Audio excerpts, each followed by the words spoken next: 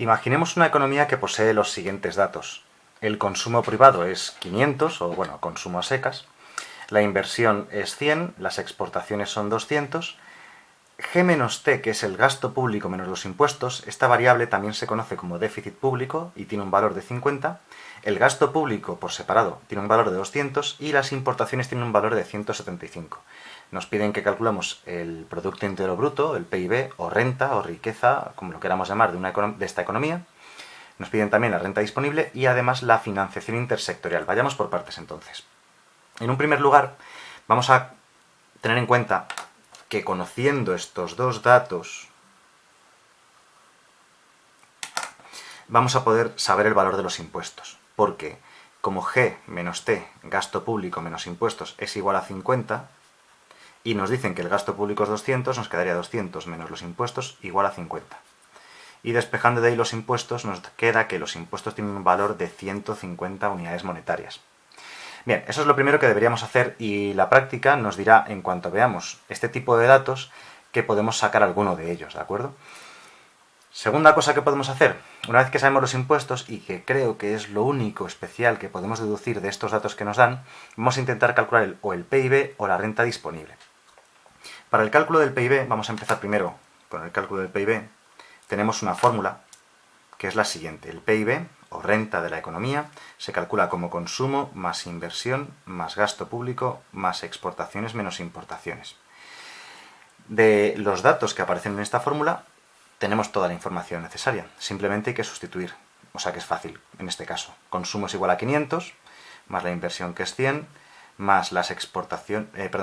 me he saltado el gasto público. El gasto público es 200, más las exportaciones, que son 200 también, menos las importaciones, que son 175. O sea que nos queda 500 y 100, 600, y 200, 800, y 200.000, menos 175, nos queda que el valor del PIB de esta economía es 825. Esa es la renta.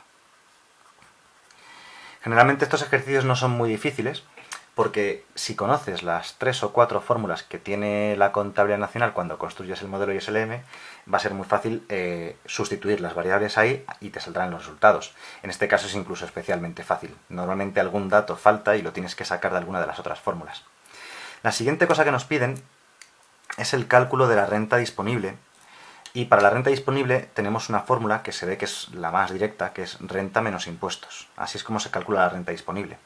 Así que simplemente tenemos que sustituir. La renta es 825, los impuestos los hemos calculado al principio, son 150, así que la renta disponible sería de 675. Bien, existen dos formas de calcular la renta disponible.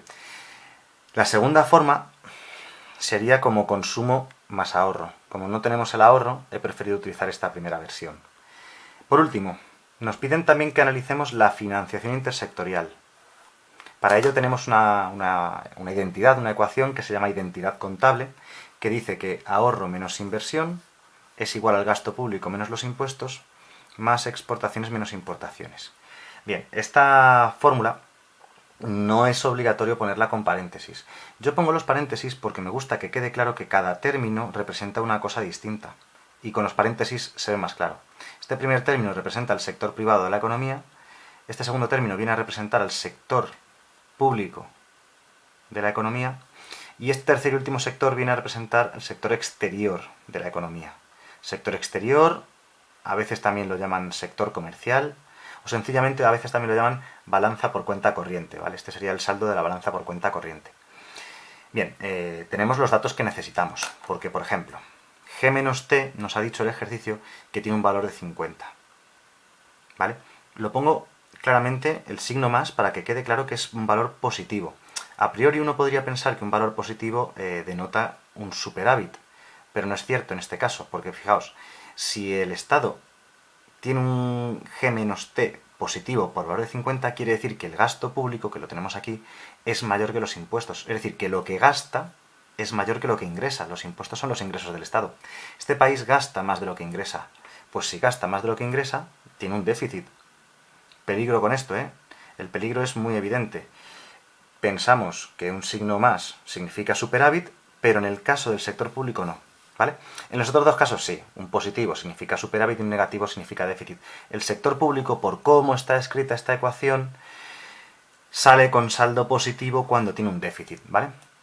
Algunos profes o algunos libros, este término de aquí lo ponen a la izquierda del igual, cambiándole el signo, y entonces aparece de forma razonable, aparecería al revés, la G pasaría restando, la T pasaría sumando, y aquí aparecería T menos G, entonces sí, el signo más significaría superávit, pero la costumbre más habitual en macroeconomía es ponerlo de esta manera, ¿vale? Con G menos T a la derecha del igual.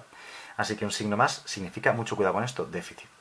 Saldo exterior, exportaciones menos importaciones. Bueno, las exportaciones son 200 y las importaciones son 175. Así que esto de aquí tiene un saldo positivo también por valor de 25. Así que decimos que el sector exterior de este país tiene, por tanto, un superávit. Bien, ¿qué significa que el sector público tenga déficit? Significa que tiene necesidad de financiación. Alguien tiene que financiar a este sector público porque tiene un déficit por valor de 50. Necesita que alguien le dé 50. ¿Qué significa que el sector exterior tenga un superávit de 25? Ojo, porque aquí no se dice que tenga capacidad o necesidad de financiación, sino que lo que se dice es que este país financia al resto del mundo. Tiene capacidad financiera este país para financiar al resto del mundo, ¿de acuerdo? Un saldo positivo no se dice que tenga ni capacidad ni necesidad, se dice que financia a otros países, financia al resto del mundo, por valor de 25. Bien, atención a esto. El saldo del sector privado es igual a la suma del saldo del sector público y del sector exterior. O sea que el saldo del sector privado es igual a 50 más 25, total, que el saldo del sector privado es más 75. Es decir, que el sector privado tiene un superávit. ¿Y qué significa que el sector privado tenga un superávit? Significa que tiene capacidad de financiación. ¿De acuerdo? El único caso en el que no se habla de capacidad o necesidad es el caso del sector exterior. Bien, ¿quién financia a quién? Pues veamos. El sector privado tiene capacidad de financiación por valor de 75. Pues es como decir, le sobran 75 euros. Pues como le sobran 75 euros, se lo va a prestar a quien lo necesite. Se lo va a prestar al sector público que necesita 50, ¿de acuerdo? Va dinero desde el sector privado hasta el sector público. Y los otros 25 restantes se los va a prestar ¿a quién? Al resto del mundo. Lo podemos simbolizar de esta manera. Financia al resto del mundo. Como hemos dicho, en nuestro país financia al resto del mundo por valor de 25. ¿Quién se lo presta al resto del mundo? Realmente se lo presta el sector privado, que es el que tiene capacidad de financiación y, digamos, entre comillas, le sobra el dinero y puede financiar al sector público y además también al resto del mundo.